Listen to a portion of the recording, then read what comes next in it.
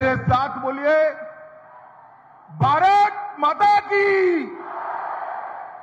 अरे भाई, आज इतने बड़े शहीद स्मारक का लोकार्पण हुआ है, आप लोग ऐसी आवाज से बोलेंगे? यहां से हैदराबाद तक आवाज जानी चाहिए। मेरे साथ दोनों हाथ उठाइए, उठाइए दोनों हाथ।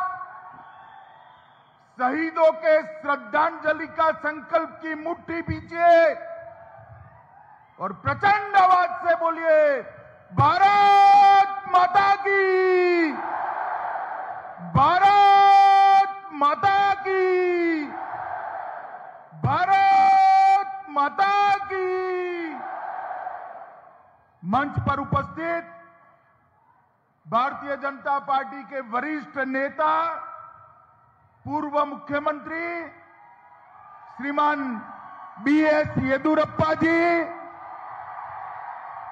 हमारे कर्नाटक भारतीय जनता पार्टी के अध्यक्ष सांसद भाई नलिन कटील जी, यहीं के सांसद और मेरे मंत्री परिषद में साथी भाई भगवंत खुबा जी, कर्नाटक राज्य सरकार में मंत्री श्रीमान प्रभु चौहान जी, आज सिर्फ और सिर्फ गोरता स्मारक के लिए हैदराबाद से यहां आए हुए हमारे तेलंगाना भाजपा के अध्यक्ष श्री बंडी संजय कुमार जी, बंडी आगे आओ, प्रणाम करो सबको। हमारे भाजपा के वरिष्ठ नेता, तेलंगाना भाजपा के प्रमुख नेता श्रीमान इटेला राजेंद्र जी, सांसद उमेश यादव जी, सांसद राजा अमरेश्वर नायक जी, उपस्थित सभी विधायकगण और आज गोरता के अमर हुतात्मा को श्रद्धांजलि देने के लिए आए हुए प्यारे भाइयों, बहनों, माताओं और मेरे जिगर के टुकड़े जैसे युवा मित्रों, सबसे पहले भगवान बसवेश्वर की पवित्र भूमि पर आकर जगत ज्योति बसवन्ना को प्रणाम कर कर मेरी बात की शुरुआत करना चाहता हूं। बसवन्ना ही थे जिन्होंने समग्र दुनिया के अंदर सबसे पहले लोकतंत्र और संवाद की शुरुआत की, अनुभव मंडपम के माध्यम से। यही भूमि से वो ज्योति समग्र दुनिया के जीवों का कल्याण करने के लिए आगे बढ़ी। यही है श्री गुरु नानक साहब का जीरा साहिब और यही है नरसिंह जर्नी मंदिर। ये सभी स्थानों को मैं प्रणाम कर कर मेरी बात की शुरुआत करना चाहता हूं। मित्रों, मेरे जैसे भावुक कार्यकर्ता के लिए आज का दिन मेरे जीवन का बहुत महत्वपूर्ण दिन है, क्योंकि यही गोरता गांव के अंदर सैकड़ों लोगों को क्रूर निजाम की सेना ने सिर्फ 2.5 फुट का तिरंगा फहराने के लिए मौत के घाट उतार दिया था। आज मैं गर्व के साथ कह रहा हूं, उसी भूमि पर कोई न छू पाए इतना बड़ा 103 फुट ऊंचा तिरंगा फहराने का काम आज यहां पर हुआ है। यही भूमि पर वो अमर हुतात्माओं का, अमर शहीदों का स्मारक भी बनाया गया है। ये 20 फुट ऊंची सरदार साहब की प्रतिमा इसका प्रतीक है कि हैदराबाद से निजाम को हटाने में हमारे पहले गृह मंत्री सरदार वल्लभ भाई पटेल ने बड़ी भूमिका अदा की थी और इसी के कारण ये हमारा आज का एक क्षेत्र, ये बीदर भारत का हिस्सा बन पाया था। आज मैं इस मंच से बड़े आदर के साथ सरदार पटेल की स्मृति को श्रद्धांजलि अर्पित करता हूं, जिन्होंने हैदराबाद को आजाद कराने का काम किया। मित्रों, यहीं पर 8 साल पहले मैं आया था, भारतीय जनता पार्टी का अध्यक्ष था और मैंने यहीं पर भूमि पूजन किया था।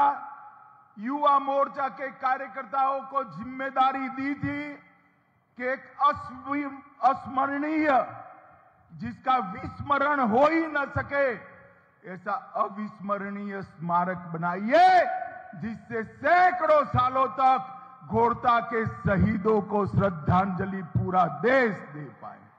और आज मुझे बहुत आनंद कि घोरता के शहीदों के स्मारक का उद्घाटन भी मेरे हाथों ही हुआ है।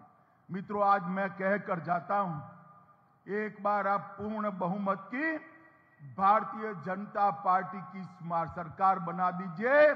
50 करोड़ की लागत से यहां पर बहुत बड़ा स्मृति स्थान और साउंड एंड लाइट प्रोग्राम हम बनाएंगे, जिससे न केवल कर्नाटक, देश भर से आने वाले यात्रियों को एक घोरता के महान शहीदों की गाथा सुनाई जा सके। ये स्मारक तो भारतीय जनता पार्टी के कार्यकर्ताओं ने बनाया है, मगर चुनाव के बाद भारतीय जनता पार्टी की नई चुनी हुई सरकार 50 करोड़ रुपए की लागत से यहां बहुत बड़ा स्मारक बनाएगी। मित्रों, 9 मई 1948 पूरा देश आजाद हो चुका था, मगर क्रूर निजाम के पंजे से हमारा ये बीदर क्षेत्र और पूरा हैदराबाद और मराठावाड़ आजाद नहीं हुआ था। ये तेलंगाना की सरकार आज भी हैदराबाद विमोचन दिन, हैदराबाद मुक्ति दिन मनाने में संकोच कर रही है, मगर हमने मोदी जी के नेतृत्व में तय किया है कि हर हैदराबाद विमोचन दिन पर हम भव्य सरकारी कार्यक्रम मनाकर हैदराबाद मुक्ति का कार्यक्रम करेंगे। गत साल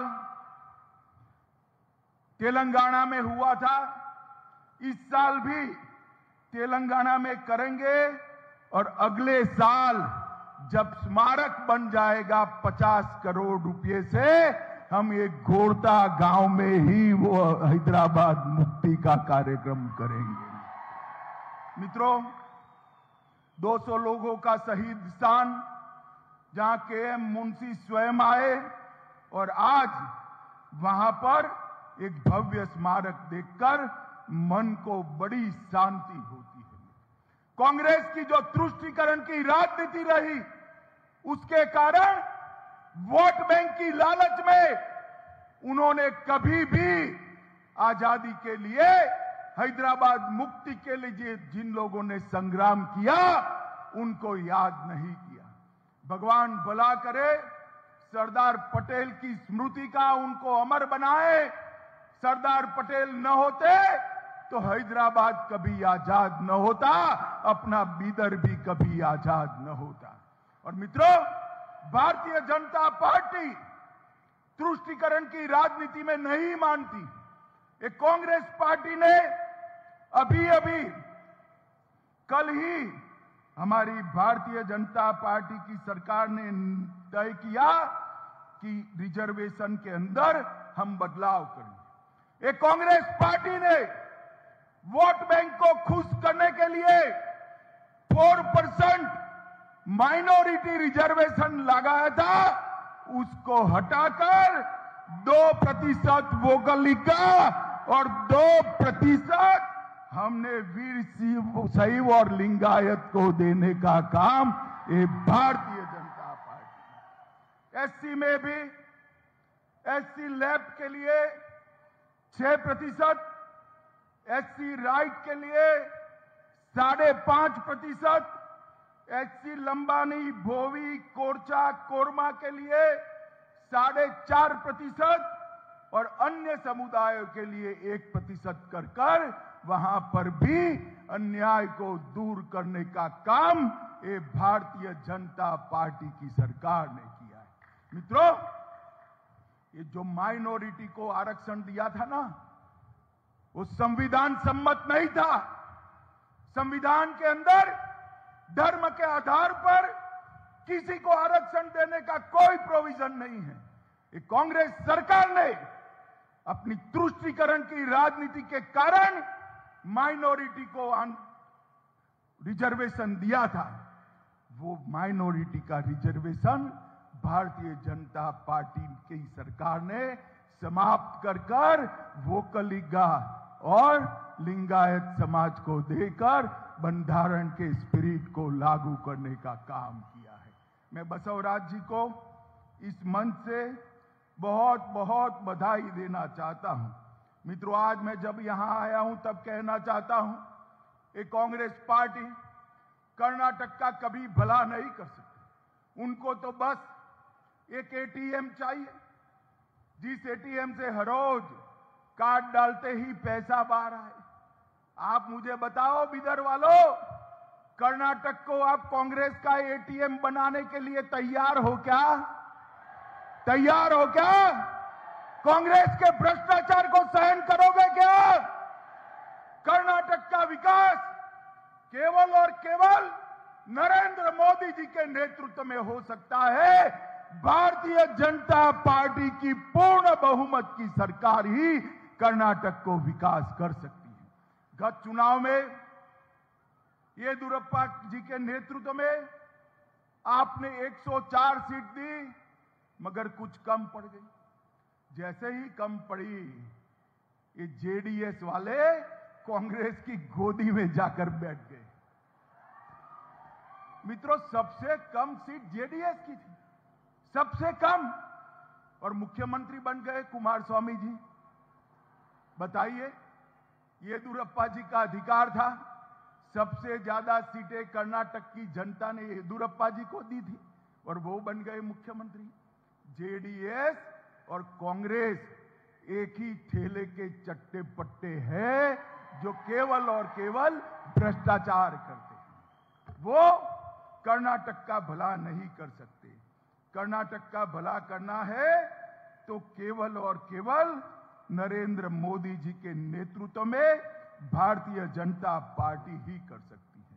मित्रों, येदियुरप्पा जी मुख्यमंत्री बने उसके पहले ये पूरे क्षेत्र को हैदराबाद कर्नाटक कहा जाता था, क्योंकि यहां हैदराबाद के निजाम का शासन था। ये गुलामी की निशानी को कांग्रेस आगे बढ़ाती थी। येदियुरप्पा जी ने हैदराबाद कर्नाटक को कल्याण कर्नाटक का नाम देने का काम हमारे येदियुरप्पा जी ने किया। और येदियुरप्पा जी ने 3000 करोड़ भी कल्याण कर्नाटक के विकास के लिए दिए। और इस बजट में बसवराज बोम्मई जी ने 5000 करोड़ रुपया कर्नाटक के कल्याण के लिए दिए हैं। मित्रों, आज मैं आपको इतना ही कहना चाहता हूं, चाहे कांग्रेस पार्टी कुछ भी कह ले, हमने ढेर सारे मुद्दे सुलझाए हैं। ऊपरी भद्रा परियोजना हो, कालसा बंडूरी परियोजना हो, ऊपरी कृष्णा का दूसरा चरण हो, येतिना हॉल पेयजल परियोजना हो, ये सारे केंद्र सरकार और राज्य सरकार ने सुलझाए हैं।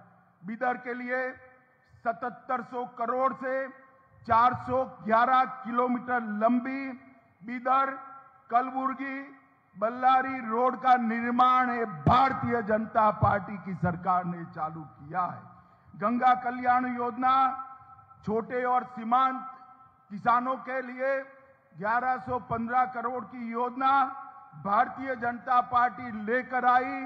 बिदर में 5 करोड़ की लागत से मॉडल विश्वविद्यालय बन रहा है।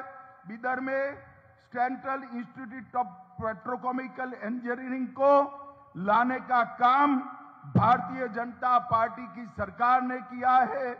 पीएम किसान और के माध्यम से राज्य के 54 लाख किसानों को हर साल 10,000 रुपया सीधा उनके बैंक अकाउंट में डालने का काम ये भारतीय जनता पार्टी की सरकार करती है। मित्रों, अनेक प्रकार के विकास के काम भारतीय जनता पार्टी की सरकार ने किए हैं। मोदी जी ने हर गरीब को घर के अंदर गैस, घर में ही शौचालय, घर में बिजली, हर गरीब व्यक्ति को 5 किलो अनाज फ्री ऑफ कॉस्ट और इसके साथ साथ हर गरीब को 5 लाख तक का पूरा इलाज मुफ्त कर देश के 60 करोड़ गरीबों का कल्याण करने का काम देश के नेता हमारे प्रधानमंत्री नरेंद्र मोदी जी ने किया है। मोदी जी ने देश को सुरक्षित किया है। मुझे बताओ बिदर वालों, अयोध्या में राम मंदिर बनना चाहिए या नहीं बनना चाहिए? जोर से बोलो, बनना चाहिए या नहीं बनना चाहिए? ये कांग्रेस पार्टी इतने सालों से राम मंदिर को लटका रही थी, अटका रही थी, भटका रही थी। मोदी जी ने एक दिन सुबह सुप्रीम कोर्ट का फैसला लाया और उसी दिन एक भूमि पूजन कर भव्य राम मंदिर की नींव डालने का काम किया है। मुझे बताओ भाइयों बहनों, ये कश्मीर जो है हमारा है या नहीं है? अरे बिदर वालों, जोर से बोलो, है या नहीं है?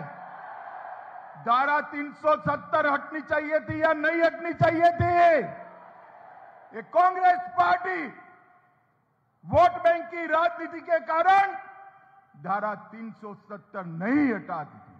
मोदी जी ने 5 अगस्त 2019 को धारा 370 को समाप्त कर कश्मीर को हमेशा के लिए भारत का हिस्सा बनाने का काम नरेंद्र मोदी जी ने। और मित्रों, आज हमारा कश्मीर खुशहाल है, कोई आतंकवाद नहीं है, विकास के रास्ते पर चल पड़ा है। चाहे कल्याण कर्नाटक हो, चाहे मुंबई कर्नाटक हो, चाहे दक्षिण कर्नाटक हो, चाहे बेंगलुरु हो, कर्नाटक के संतुलित विकास के लिए केवल और केवल भारतीय जनता पार्टी को वोट देना है। मित्रों, आज मैं कह कर जाता हूं, मैं घोरटा फिर से आऊंगा 1.5 साल के बाद, और ये भव्य स्मारक जो राज्य सरकार 50 करोड़ की लागत से बनाने वाली है, इसका उद्घाटन करने के लिए फिर से आपको मिलने आऊंगा। आप लोग बताइए, भारतीय जनता पार्टी को वोट देंगे क्या? सुनाई नहीं पड़ता है, हाथ उठाकर बताइए, देंगे? कमल के निशान पर बटन दबाएंगे? मोदी जी के हाथ मजबूत करेंगे? तो मेरे साथ दोनों हाथ उठाओ दोनों हाथ, विजय के संकल्प का मुट्ठी बींचिए और प्रचंड आवाज से बोलिए, भारत माता की, भारत माता की, वंदे वंदे।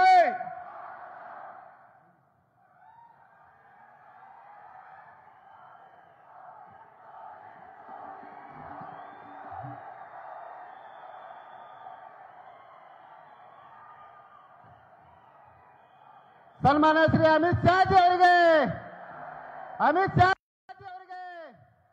ಧನ್ಯವಾದಗಳು. ಶ್ರೀಮಾನ್ ಅಮಿತ್ ಶಾ ಜಿ ಅವರಿಗೆ ಈ ಒಂದು ಸ್ಮಾರಕ ಉದ್ಘಾಟನಾ ಕಾರ್ಯಕ್ರಮದಲ್ಲಿ